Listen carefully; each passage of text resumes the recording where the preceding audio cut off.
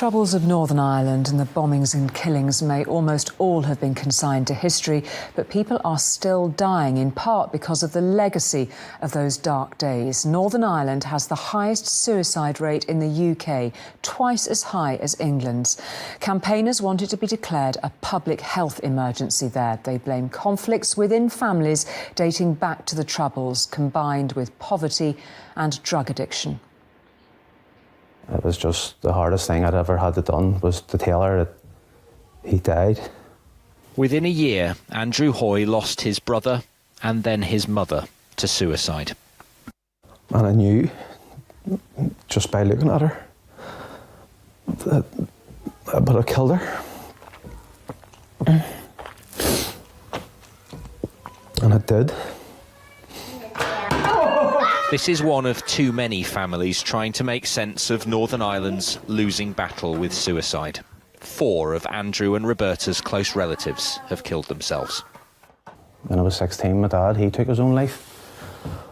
And it was a big shock, because we had never heard of suicide before this, you know. So never talked about subject. Where now, every day, that's all you hear about, suicide, suicide. Charities believe Northern Ireland is in the midst of a mental health emergency.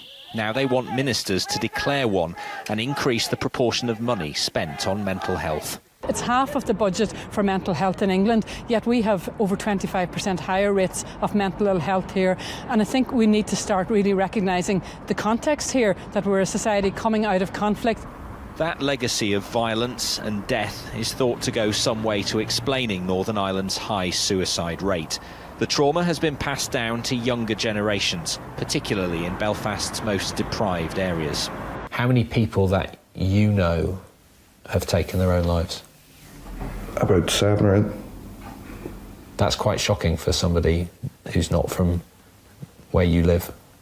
But see, obviously that's normal. These teenagers blame poor services. They want better education and shorter waiting times for treatment.